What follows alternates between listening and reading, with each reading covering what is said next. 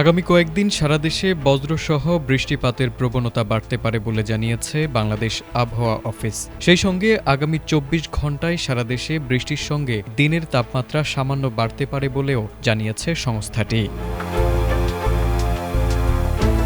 আবহাওয়া অফিস জানিয়েছে সোমবার সন্ধ্যা ৬টা থেকে পরবর্তী ২৪ ঘণ্টায় ময়মনসিংহ, চট্টগ্রাম ও সিলেট বিভাগের অনেক জায়গায় এবং রংপুর, রাজশাহী, ঢাকা, খুলনা ও বরিশাল বিভাগের কিছু কিছু জায়গায় অস্থায়ীভাবে দমকা হাওয়াসহ হালকা থেকে মাঝারি ধরনের বৃষ্টি অথবা বজ্রসহ বৃষ্টি হতে পারে। সেই সঙ্গে দেশের কোথাও কোথাও মাঝারি ধরনের ভারী থেকে ভারী বর্ষণ হতে পারে এবং সারা দেশে দিন এবং রাতের তাপমাত্রা সামান্য বাড়তে পারে। আগামী মঙ্গলবারের পূর্বাভাসে বলা হয়েছে সন্ধ্যা ৬টা থেকে পরবর্তী ২৪ ঘণ্টায় ময়মনসিংহ, চট্টগ্রাম ও সিলেট বিভাগের অনেক জায়গায়, খুলনা ও বরিশাল বিভাগের কিছু কিছু জায়গায় এবং রংপুর, রাজশাহী ও ঢাকা বিভাগের দু-এক জায়গায় অস্থায়ীভাবে দমকা হাওয়াসহ হালকা থেকে মাঝারি ধরনের বৃষ্টি অথবা বজ্রসহ বৃষ্টি হতে পারে। সেই সঙ্গে দেশের কোথাও কোথাও মাঝারি ধরনের ভারী বর্ষণ হতে পারে এবং সারা দেশে দিন এবং রাতের তাপমাত্রা সামান্য বাড়তে পারে।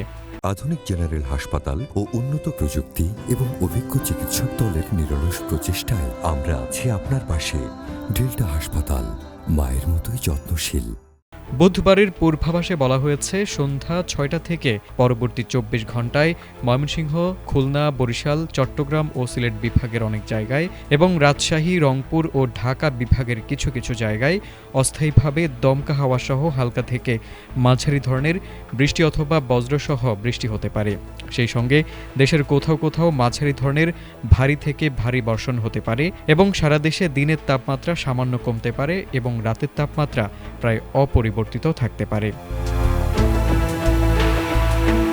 এছাড়া বৃহস্পতিবারের পূর্বাভাসে বলা হয়েছে সন্ধ্যা ৬টা থেকে পরবর্তী ২৪ ঘণ্টায় রংপুর, রাজশাহী, খুলনা, বরিশাল ও চট্টগ্রাম বিভাগের অনেক জায়গায় এবং ময়মনসিংহ, ঢাকা ও সিলেট বিভাগের কিছু কিছু জায়গায় অস্থায়ীভাবে দমকা হাওয়াসহ হালকা থেকে মাঝারি ধরনের বৃষ্টি অথবা বজ্রসহ বৃষ্টি হতে পারে।